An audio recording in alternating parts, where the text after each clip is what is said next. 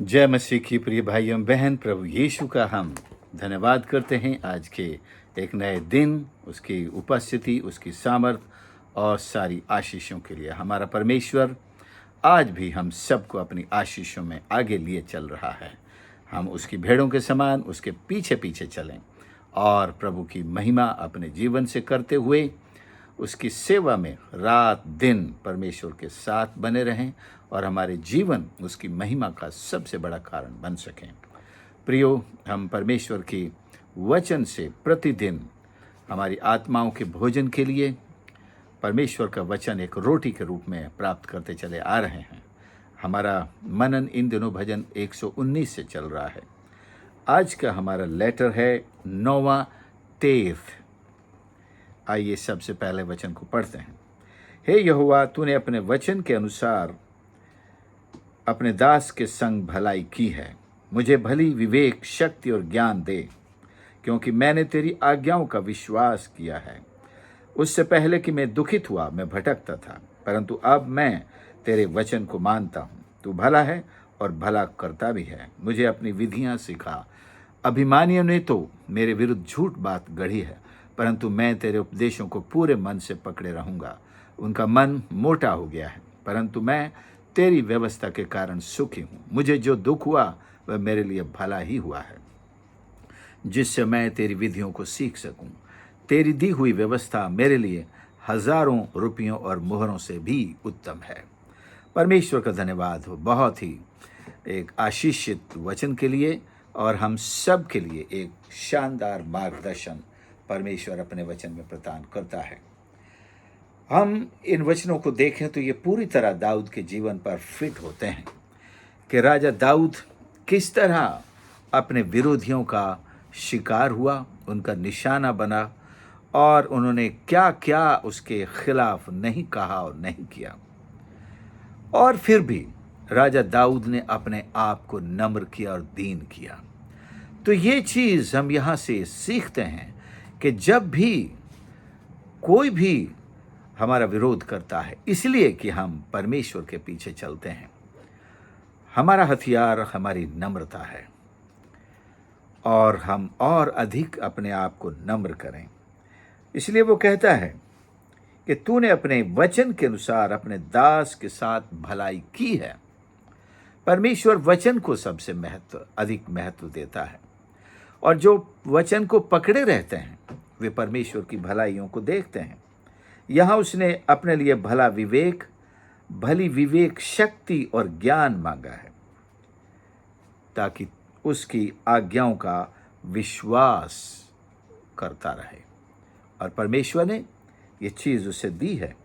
और एक चीज वो और सीखता है यहां पर कि इससे पहले कि मैं दुखित हुआ, मैं भटकता था।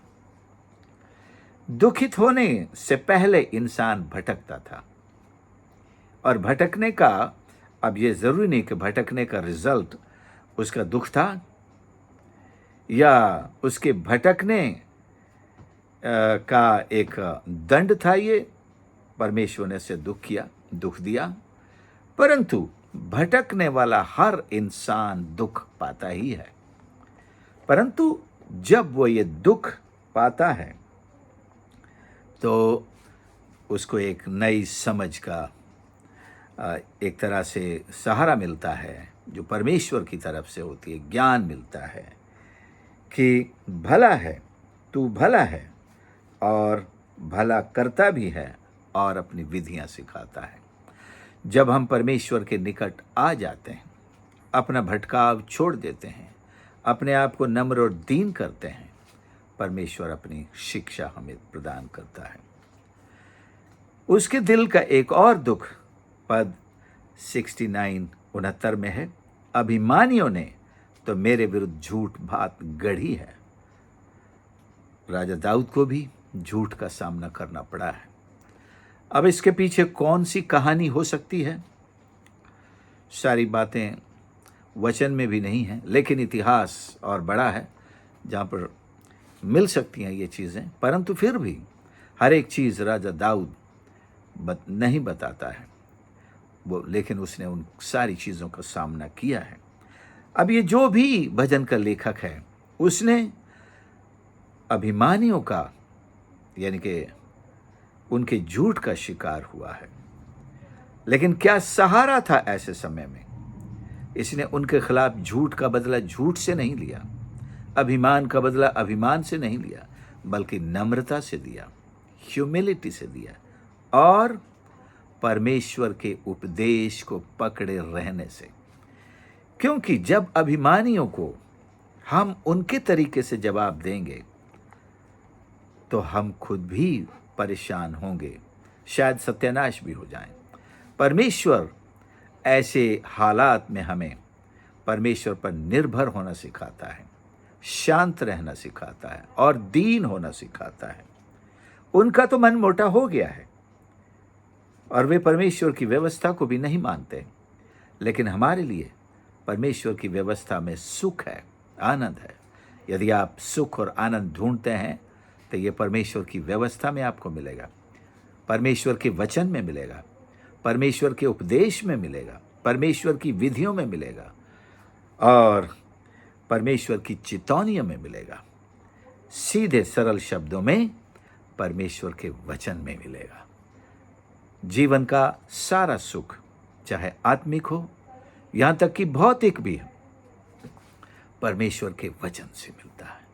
और वचन परमेश्वर है, वचन परमेश्वर के साथ था, वचन परमेश्वर था और वचन देहधारी हुआ और हमारे बीच में डेरा किया और हमने स्वीकार किया उसे, हमारे हृदयों में आज डेरा करता है। तो वचन का आनंद और उसका सुख और उसके सारे उत्तम फल परमेश्वर के वचन से ही हमें मिलते हैं। मुझे जो दुख हुआ वो मेरे लिए भला ही हुआ। देखिए, दुख को भी एक सकारात्मक दृष्टिकोण से लेना, देखना, ये राजा दाऊद का एक कला है। तो इससे भी आप पकड़ सकते हैं कि ये कला तो राजा दाऊद में थी। वो दुख को भी सुख में बदलने का समझो मंत्र जानता था कि वो कौन है मैं जिसके पास जाऊं वो मेरे दुख को आनंद में बदल देगा। वही चीज प्रभु यीशु ने अपने शिष्यों को भी सिखाई, तुम्हारा दुख आनंद में बदल जाएगा। सो परमेश्वर के वचन में हमारे लिए प्रियो वो सारे रहस्य उजागर कर दिए गए हैं कि हम अपने जीवन को आनंद से भर सकते हैं, कि हम सुख प्राप्त कर सकते हैं। वो परमेश्वर के वचन से मिलते हैं जो हमारे दिलों में देहधारी हुआ है। परमेश्वर का वचन अर्थात स्वयं प्रभु यीशु हमारे हृदयों में देहधारी ईश्वर है जो हमारे लिए सारे आनंद और सुख देता है। मुझे जो दुख हुआ, कौन सा दुख है? कोई सा भी दुख है, किसी भी प्रकार का दुख है, उसको हम परमेश्वर को समर्पित कर दें। आपको किसी से भी दुख हुआ हो, चाहे कोई व्यक्ति हो, बाहर का हो, घर का हो, कोई परिस्थिति हो, अपना कोई अधिकारी हो, व्यक्ति हो, संस्था हो या शैतान की तरफ से भी दुख हो, ये सब हम परमेश्वर के चरणों पर समर्पित करते हैं और बाट जो हैं कि प्रभु हमारी ओर से लड़े। और देखिएगा फिर परमेश्वर इस दुख को आनंद में बदल देता है। भला हुआ, इस भलाई का क्या परिणाम भजनकार ने सीखा है वो ये है कि तेरी दी हुई व्यवस्था मेरे लिए आनंद, तेरी विधियों को सीख सकूं। जब दुख आता है तो हम परमेश्वर की विधियां सीखते हैं, परमेश्वर के स्टैट्यूट्स, उसके नियम, उसके उपदेश, उसकी फटकार, ये सब हम अपने लिए लेकर जीवन में एक शिक्षा प्राप्त करते हैं, हम सीखते हैं।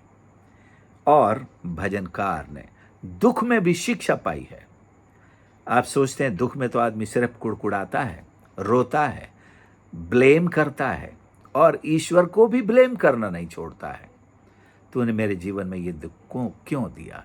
मैंने ऐसा क्या किया था? मैंने तेरा क्या बिगाड़ा? कुछ लोग तो यहाँ तक कहते हुए चले जाते हैं, हे ईश्वर, मैंने तेरा क्या बिगाड़ा, या इसने तेरा क्या बिगाड़ा, या बच्चों ने क्या बिगाड़ा, है ना? लोग कहते हैं। और मैं ये भी स्पष्ट कहना चाहता हूं कि किसी ने ईश्वर का कुछ नहीं बिगाड़ा, उसके बाद भी दुख आता है। एक लेसन है हमारे लिए, परमेश्वर के द्वारा एक सिखाने का तरीका है। जैसे अय्यूब ने किसी का कुछ नहीं बिगाड़ा था, भारी भयंकर दुख में जा पड़ा। ये अय्यूब को और सिद्ध करने के लिए था, और अधिक निखारने के लिए था। सोना, कुंदन, उसने कोई कुछ नहीं बिगाड़ा। बहुत हाईली वैल्यूड एक मेटल है, बहुत कीमती एक धातु है। उसको आग में तपाया जाता है, इतना तपाया जाता है, इतना नरम कर दिया जाता है, चाहे जिस आकार में उसको मोल्ड कर लो। फिर क्या बिगाड़ा उसने किसी का? लेकिन उसे और सुंदर, जब वो शोरूम में आता है, दुकान में, लोग देखकर मोहित हो जाता, वाह मैं तो इसी को खरीदूंगा, हैं? वो उसे खरीद कर ले जाते हैं, क्योंकि वो जब तपा, जब दुखित हुआ, वो एक नए रूप में मोल्ड हुआ। तो जब हम भी दुखों से गुजरते हैं, हम और कीमती हो जाते हैं, एक नए मोल्ड में, एक नए आकार और सांचे में, एक नई सुंदरता में ढाले जाते हैं, परमेश्वर के लिए और ज्यादा उपयोगी बन जाते हैं। तो जो जितने ज्यादा दुख सहा इंसान है, हमारा प्रभु, उसका तो नाम ही दुखी पुरुष था। तो देखिए वो किस तरह सारी दुनिया के लोगों के दुखों में, या उनके दुखों को उठाने वाला बन गया। आज वो दुख उठाने वाला है। तेरी दी हुई व्यवस्था मेरे लिए हजारों रुपयों और मोहरों से भी उत्तम है। वाह! कोई आपके सामने दो चीज रखते, एक तरफ परमेश्वर की व्यवस्था, एक तरफ दुनिया की हजारों मोहरें, सोने की सिक्के रखते, क्या चुनेंगे? हम तो परमेश्वर की व्यवस्था ही चुनेंगे, क्योंकि व्यवस्था है तो मोहरें अपने आप आएंगी। व्यवस्था, क्योंकि व्यवस्था जीवन नहीं खरीद सकती। धनवान के बारे में जानते, उसने सब कुछ खरीद लिया, लेकिन अनंत जीवन नहीं खरीद पाया। वो बेवकूफ़ी में मर गया, और उसके भाई भी उसी बेवकूफ़ी में जी रहे थे। उसे वहां जाकर चिंता हुई कि लाजर को भेज। लाजर के पास कोई मोहर नहीं थी, लेकिन उसके पास मोहरों से भी अधिक कीमती कुछ था, ईश्वर में विश्वास। वो लाजर के पास था, धनवान के पास नहीं था। शायद मूसा की व्यवस्था तो थी, जिसे उसने लाल कपड़े में बांधकर शायद अपनी अलमारी में सबसे ऊपर वाले खाने में सम्मान के साथ रखा हुआ था, लेकिन उसे अपने हृदय की अलमारी में नहीं उतारा था। तो यही बात है कि परमेश्वर की व्यवस्था सबसे अधिक कीमती है, और हमें उसे सम्मान देना है, महत्व देना है। यदि जिंदगी में कभी एक चुनाव का सामना करना पड़े, तो हम विश्वास को चुनेंगे, हम ईश्वर को चुनेंगे, हम परमेश्वर के वचन को चुनेंगे। हम संसार, दुनिया, सुख और सोना और चांदी और घर और दौलत और कार और बंगला, शोहरत, ये सब नहीं चुनेंगे। अगर चुनाव आता है तो ईश्वर करे दुनिया की सारी आशीषें आपके और मेरे जीवन में आएं, लेकिन कोई आशीष ऐसी ना चुनाव के रूप में आए कि या तो प्रभु या ये आशीष। तो मैं प्रभु को ही चुनूंगा। सो प्रभु हम सबको आशीष करे अपने वचन के द्वारा, और प्रभु की दी हुई ये व्यवस्था हम सब के जीवनों में परमेश्वर के वचन अर्थात प्रभु यीशु के देहधारी यीशु के रूप में हमारे हृदयों में हमेशा हमेशा बनी रहे, और उसके प्रति हमारा सम्मान, आदर और भय बढ़ता रहे। हमारा प्रेम प्रभु के लिए सरगर्म रहे और बढ़ता रहे, और जो भी अनुभव हमारी ज़िंदगी में आते हैं, आ रहे हैं, उन सब को हम नम्रता के साथ यीशु के चरणों पर रखें, और सीखने का मन रखते हुए प्रभु के साथ लगे रहें। निश्चय परमेश्वर हमें दुखों को बदल कर आनंद से भर देगा।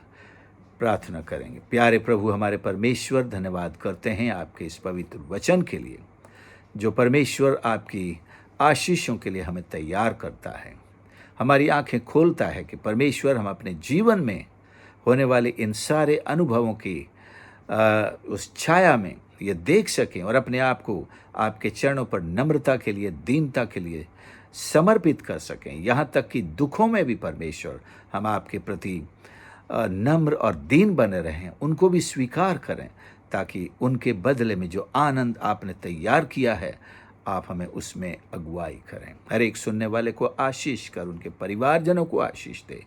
और देहधारी परमेश्वर, तू हर एक परिवार में देहधारी होकर उनकी जिंदगियों को अपने कब्जे में लेकर उन्हें आशीषित कर। परमेश्वर सबके साथ हो। आज का दिन सबके लिए आनंद, खुशी, प्रेम, शांति और आशीषों से भरा हो।